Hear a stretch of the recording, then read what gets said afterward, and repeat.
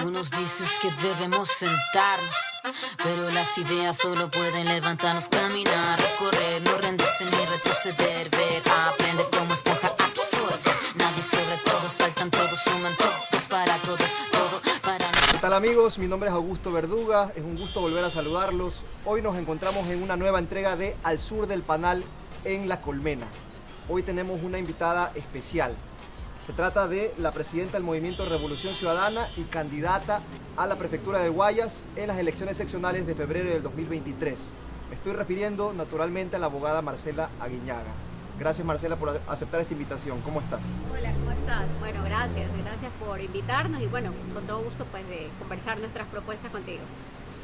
Bien, antes de ingresar de lleno al tema de las propuestas, hay una pregunta que no puedo dejar de hacerte Marcela y es el caso de María Belén Bernal, ¿no?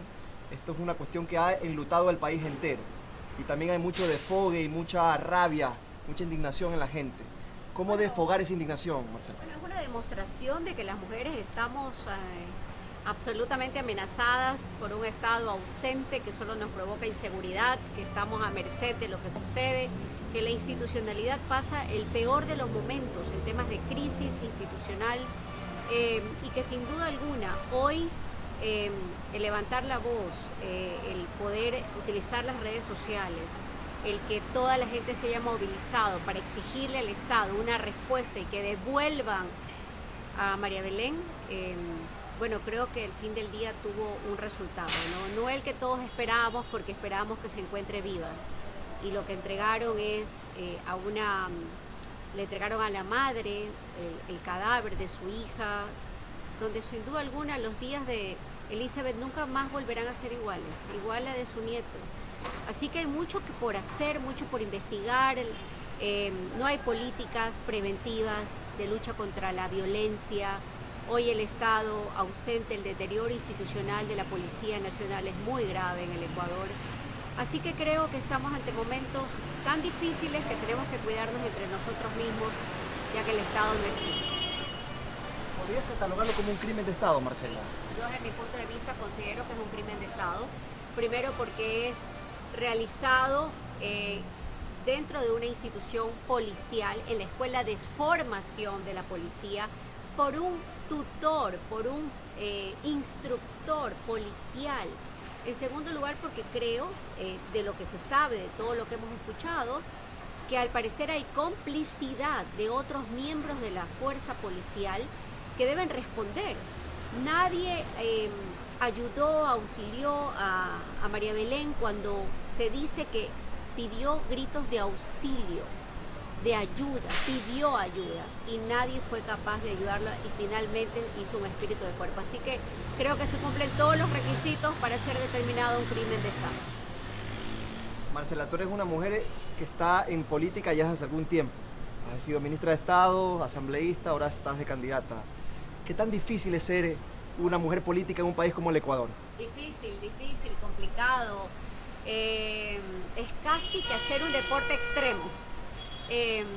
A las mujeres se nos ataca, se nos señala, se nos injuria desde nuestra vida personal, cómo nos vestimos, cómo hablamos, qué marcas usamos, si hemos tenido o no uno u otro compañero. Sí, es muy duro, ¿no? Es muy duro.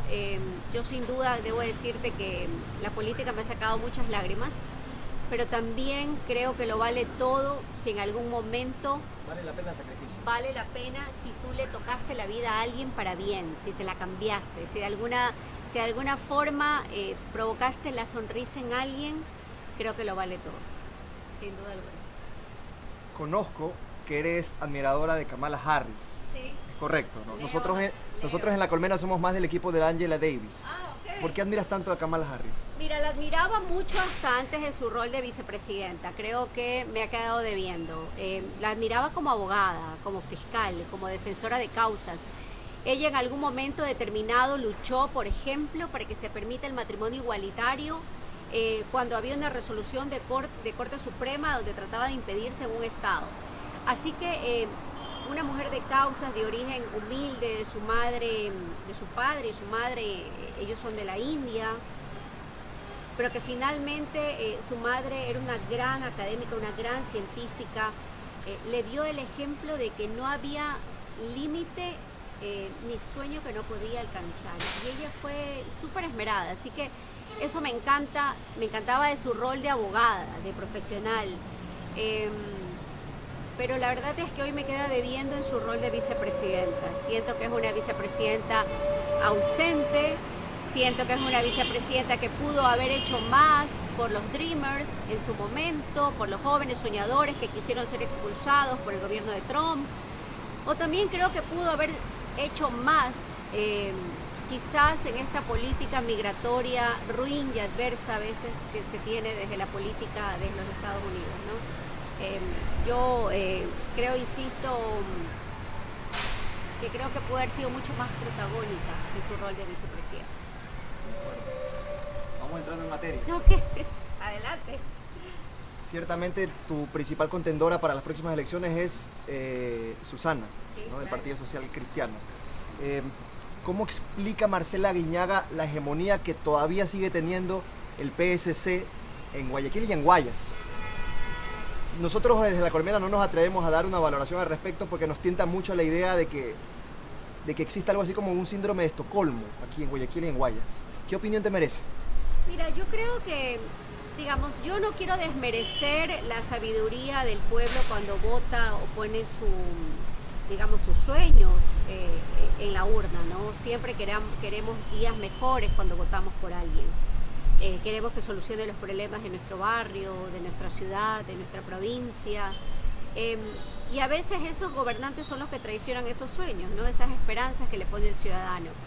Más allá de decirte que no es el modelo que yo creo adecuado para la ciudad ni para la provincia, creo que es un modelo agotado, creo que hoy reflejan todas las encuestas que los ciudadanos quieren un cambio, pero un cambio real, un cambio no de improvisación y despilfarro, sino un cambio de planeación, de planificación efectiva, de obras, pero de obras reales, que conviertan la vida de la gente, no que sean unos paliativos para simplemente embobarnos mientras los problemas profundos siguen ahí.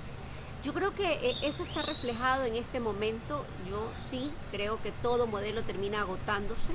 Es un proyecto cansado, agotado el del PSC. Yo creo que está agotado, que no tiene ideas nuevas. Nosotros somos el verdadero cambio. Nosotros proponemos cosas de mayor impacto para la ciudad, para la provincia. Sabemos cómo hacerlo. Nosotros creemos primero y no estamos con la gente solamente en época electoral. Nosotros convivimos con la gente, pasamos con la gente, hemos estado en todos los territorios. Yo tengo 14 años haciendo política y recorriendo más de una vez toda la provincia del Guayas, más de una vez todo el distrito 3, de la cual fui su representante como legisladora. Así que para nosotros no es nada nuevo estar con la gente. Creo que está claro que hoy el modelo tiene que cambiar y sin duda alguna eso es lo que esperan los ciudadanos. Y ahora que eres candidata y eventual prefecta de Guayas, tendrías que dejar la presidencia del movimiento. No necesariamente. No pero necesariamente, son cargos distintos. Yo voy a encargar la presidencia a su vicepresidente, que es Paco Hidalgo, es un joven manabita. Él tendría que asumir durante el tiempo que yo me dedicaré a estar de lleno en campaña. Yo ya creo que he cumplido hasta ahora mi rol, que es dejar inscrito más de, me parece que casi 11.000 candidatos a nivel nacional. Un desafío gigantesco para nosotros, no solamente por cumplir todos los requisitos del CNE, sino buscar nuevos liderazgos. Mujeres jóvenes encabezando listas, mujeres jóvenes que hoy pueden ser las próximas alcaldesas de sus cantones. Así que sí, nos ha costado un montón, luego de que nos quitaron el partido, de haber sido casi que proscritos, poder hoy tener organización propia, sí, estamos listos para cumplir ese desafío. Ya nuestros candidatos están inscritos, estamos en fase de impugnaciones, así que una vez que eso termine, bueno, yo me dedicaré de lleno a la candidatura a la prefectura del Guayas. ¿Qué le recomendarías a Paco? ¿Qué le recomendaría a Paco? Tolerancia, cautela. Bueno, yo no soy necesariamente una política muy correcta a veces. Cautela, diálogo. Paciencia, creo que hay que tener mucha paciencia para ser un dirigente de una organización que no es muy fácil como la nuestra, porque tenemos que convivir con algunos fantasmas, y entre esos el fantasma muy claro de la traición, del oportunismo muchas veces. Así que creo que en este contexto será un gran aprendizaje para Paco en los próximos meses. Ahora has liderado casi todas las candidaturas de las seccionales, ¿no? Son bastantes candidatos. ¿Qué conclusión tienes al fin de este proceso? O sea, ha habido muchas críticas también al respecto, muchas cosas buenas, muchas cosas malas, pero la gente a veces se queda con solo lo malo. ¿Qué opinión te merece este proceso? ¿Te estás satisfecha con el resultado? Mira, uno siempre puede pensar que puede hacerlo mejor. Hay debilidades en algunas provincias, eso lo denota la propia selección de los candidatos. Hemos tenido también que tener claridad, y a veces es difícil que la militancia lo comprenda, que por sí solos no ganamos, que necesitamos abrir, que el Ecuador es también aquello que no favorece o está a favor del correísmo. También son el resto de ciudadanos que hoy se han dado cuenta que no hay escuelas de calidad, que hoy no hay vías de calidad, que hoy no es posible sacar una cédula, una licencia, cargar una placa en tu carro porque no hay cómo, y que sin duda alguna esas cosas fueron entendidas en el periodo de la Revolución Ciudadana. Pero esos ciudadanos tienen que ser alcanzados también abriendo nuestras puertas, abriendo las mentes, abriendo y siendo generosos también en esta concepción política. Y es ahí cuando nos hemos visto también abocados a hacer acuerdos, alianzas. En algunos casos hasta abrir la puerta a personajes bastante criticados por sus posturas en la consulta, por alguna u otra posición compleja que tuvieron contra nuestro máximo líder. Es comprensible. Yo creo que en el año 2018, con la arremetida de ciertos medios de comunicación, con la persecución tan atroz que tuvimos, creo que muchos pudieron haberse confundido. Lo que sí es que jamás podremos comprender, ni tolerar, ni perdonar a aquellos que impulsaron la persecución, la destrucción de vidas de compañeros muy queridos. Eso creo que es intolerable, ¿no? El proceso sí ha sido criticado en algunos lados, en otros aplaudidos. Yo decía cuando estamos previo a la selección de candidatos que el 50% del Ecuador nos iba a aplaudir y el otro 50% pues nos iba a mandar señales no muy favorables, pero el proceso ya está. Esperamos hoy alcanzar un número significativo de prefecturas a nivel nacional, un número importante de alcaldías y sin duda alguna una representación de consejos, de concejales a nivel de todo el territorio ecuatoriano. Marcela, hay cierto sector de la izquierda, no voy a hablar de la izquierda en general, pero cierto, yo diría reducido sector de la izquierda que critica a Marcela Aguiñaga por este tema de que hay que superar las ideologías.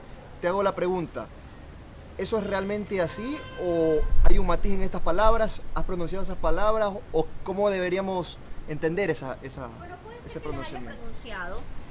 Pero cuando me refiero a eso no es porque desmerezco la ideología y se entiende desde el concepto también a muchas veces perverso.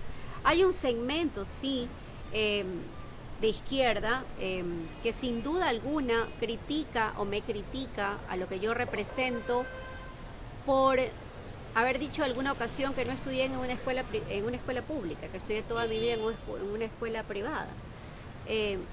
Pero mis padres nunca fueron funcionarios públicos, siempre fueron gente trabajadora, de clase media, guayaquileña. Y yo siempre digo que eso no necesariamente me representa o me caracteriza ser de derecha.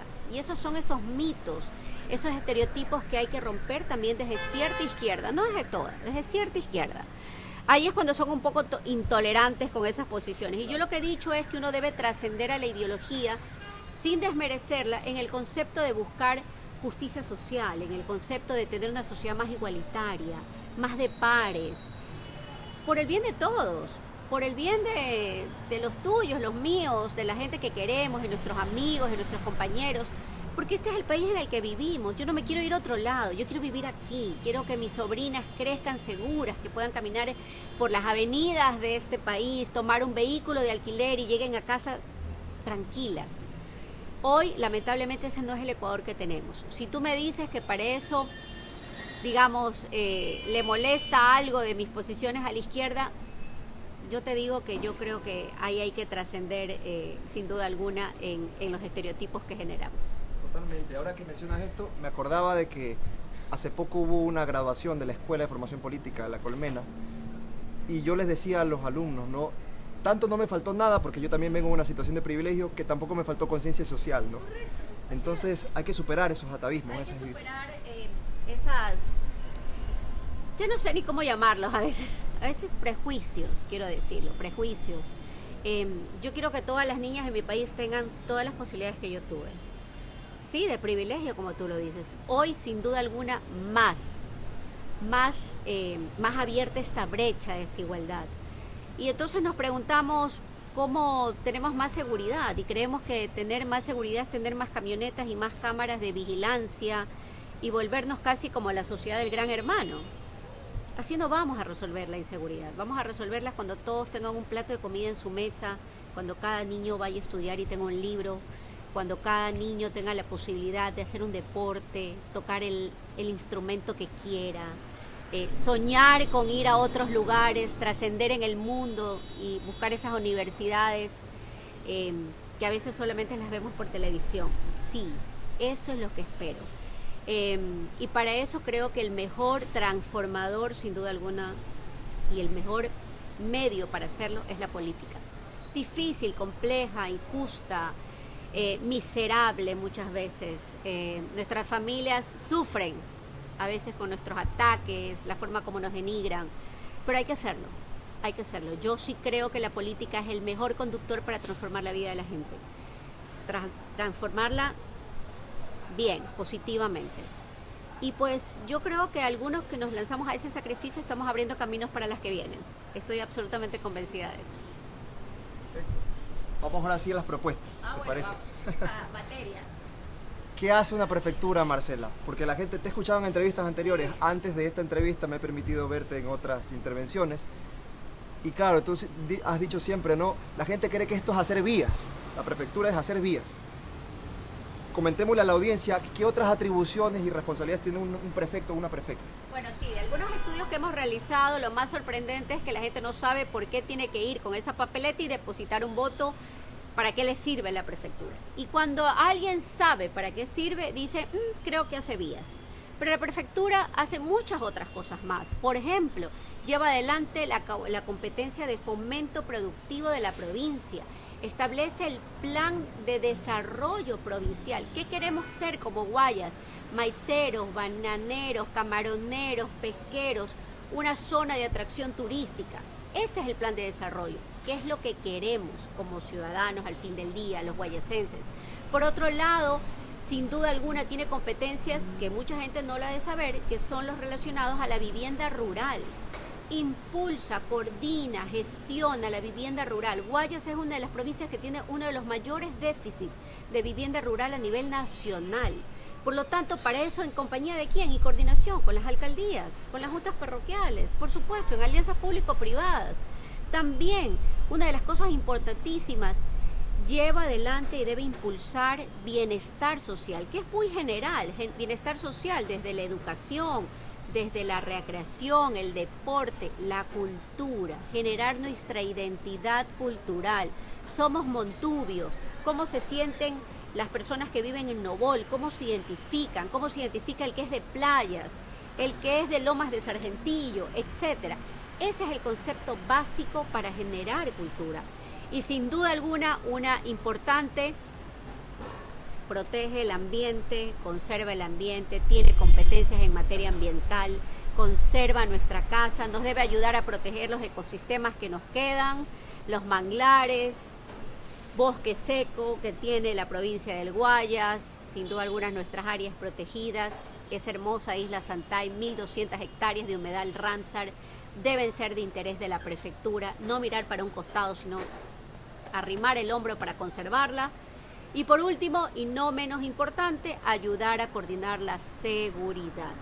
Hay algunas competencias que no saben otros, que también es como luchar, por ejemplo, luchar contra las drogas. Pero creo que para eso debemos generar primero una sociedad de paz, de menos violencia, con todas las cosas que he mencionado. Has mencionado el COTAD. ciertamente el COTAC establece esta competencia un poco más genérica de bienestar social, ¿no? Que ahí podemos meter salud, educación, seguridad, estas cosas. Hay una preocupación mía personal, digo, que el COTAC no le da a la prefectura, corrígeme si estoy mal, un presupuesto específico a la prefectura. O sea, las asignaciones, los municipios reciben más dinero que los propios gobiernos provinciales. ¿Cómo se consigue financiamiento para hacer todo esto, Marcela? Bueno, la asignación presupuestaria básicamente viene dada por el gobierno central. Dependemos de la asignación del gobierno central.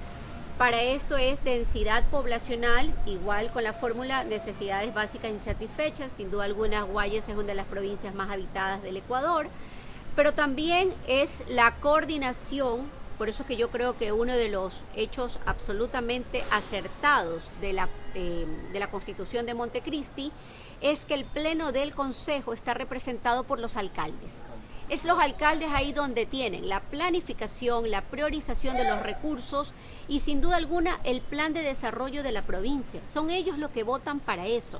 Y adicionalmente, tú lo dices bien, puedes generar ordenanzas provinciales que te permitan recaudar recursos, entre esos, por ejemplo, hoy me parece que hay una deuda importante que viene asumiendo la prefectura en temas de los peajes, pero los peajes, de alguna forma, yo no estoy en contra de ellos. A mí me parece que las concesiones es un mecanismo de atraer la inversión extranjera, pero que requiere también generar beneficios para la población.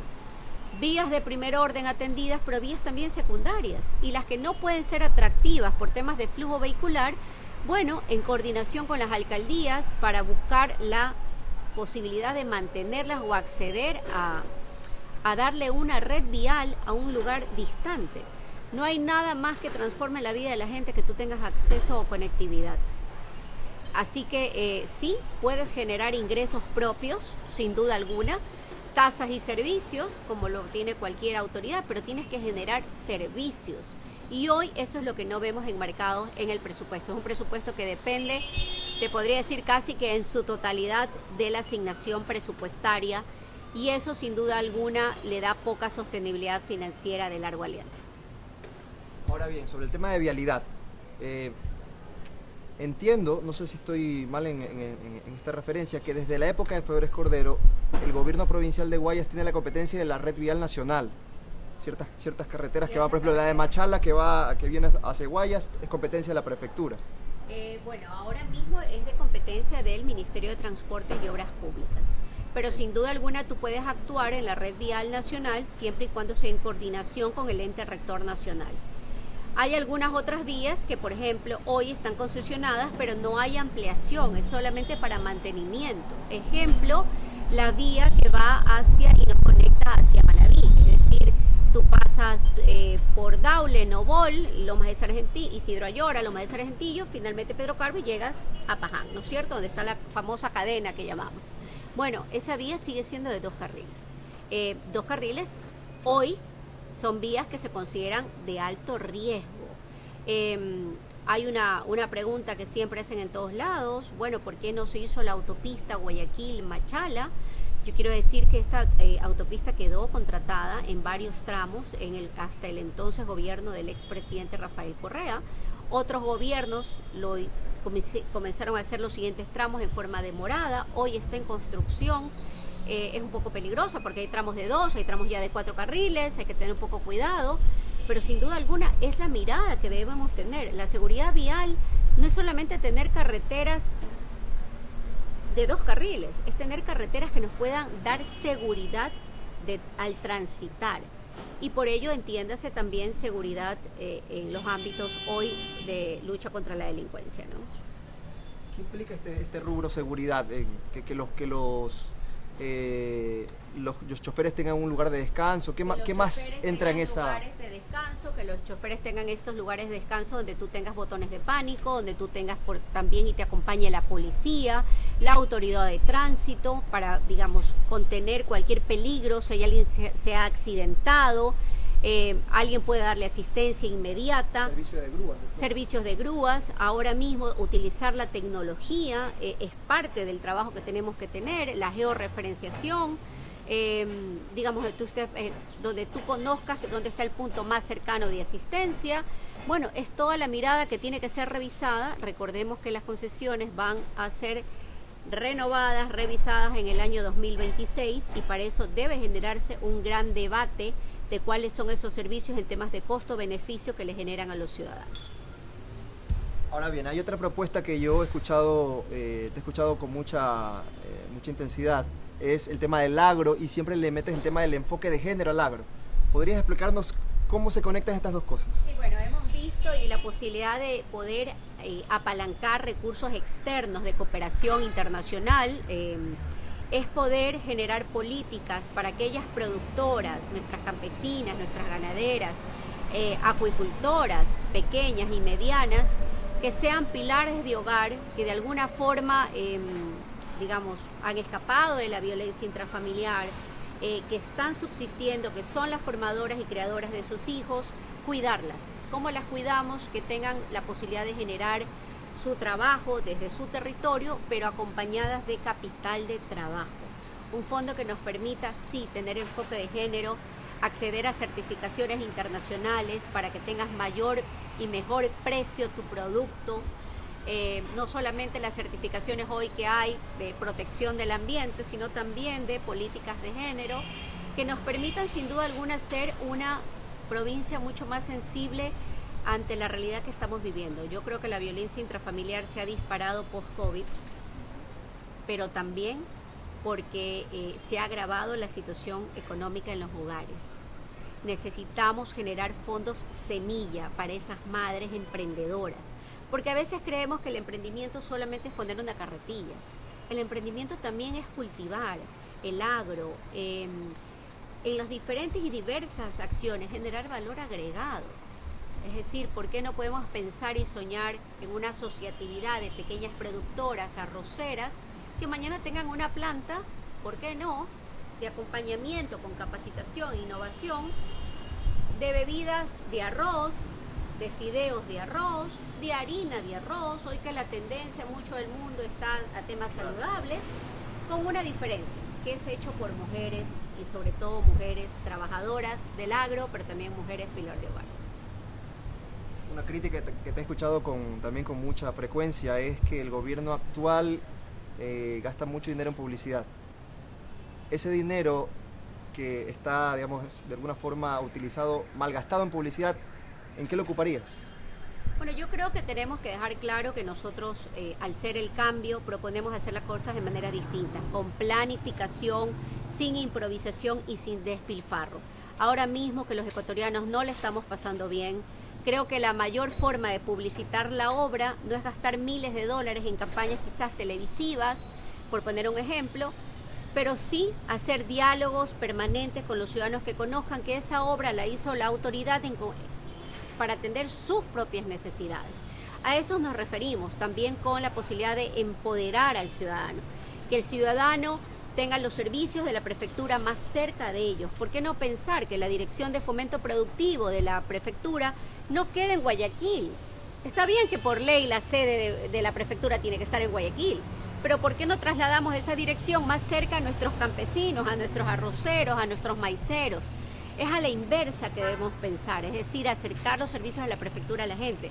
Pero también lo importante es que al mismo tiempo ese ciudadano sepa que esa obra llegó porque la gestó, porque la impulsó, porque la pidió y finalmente esa obra es de ellos. Creo que eso es una de las formas más importantes de poder llevar adelante con ahorrar recursos importantes de millones hoy de dólares en publicidad. ¿Qué propone Marcela Guiñaga en el ámbito deportes? Bueno, mira, con tristeza tuvimos que saber que las escuelas de formación de fútbol que tenía la prefectura, que eran lideradas por ex glorias de los dos grandes equipos de fútbol de nuestra provincia, Barcelona y Emelec, fueron eliminadas. Las escuelas de fútbol fueron eliminadas teniendo un presupuesto en la prefectura del Guayas de $200.000, es decir, un presupuesto bastante pequeño en el presupuesto general de la prefectura. Fueron cerradas y hoy se abren escuelas de surf. Yo no tengo nada en contra del surf, pero me parece que es mucho más potente impulsar un deporte que hace todo el mundo, que le gusta a los niños, a los jóvenes. Absolutamente. Y también es la forma de alejar a los chicos que muchas veces están solos en casa, alejarlos de los riesgos que hoy tiene la sociedad, del microtraficante que está cerca de casa, un chico que con el deporte va a tener disciplina, va a saber que tiene que ser mejor, que el profesor lo va a entrenar todos los días. Y bueno, y no necesita muchos recursos, así como también nos reunimos con aquellos que llevan adelante la orquesta sinfónica de la prefectura y que lamentablemente también fue cerrada y el presupuesto era $100,000 al año. Yo creo que hay cosas tan transformadoras como el deporte y la música. Era perfectamente manejable. Absolutamente manejable, y además de eso había un proyecto súper lindo de poder llegar a los niños, por ejemplo, que tienen autismo, que tienen Asperger, en sociedades y en comunidades tan pobres, rurales, que no, a veces los padres no entienden qué le pasa a ese niño, darles la posibilidad de canalizar la forma de comunicarse con su entorno a través de instrumentos musicales. Así que sí, nuestro compromiso será, el primer día que lleguemos a la prefectura, sin duda alguna tomaremos la decisión de aperturar nuevamente las escuelas de fútbol y sin duda alguna la escuela de música y la orquesta sinfónica juvenil de la prefectura del Guayas. Voy cerrando y no quiero que se me escape un tema que es de tu experticia, el tema ambiente. Quiero hablar sobre el dragado del río Guayas. Este es un tema que seguro ya lo has mencionado con mucha frecuencia. Quiero utilizar el término correcto, el dragado para el asolvamiento del cauce, es correcto, del río Guayas.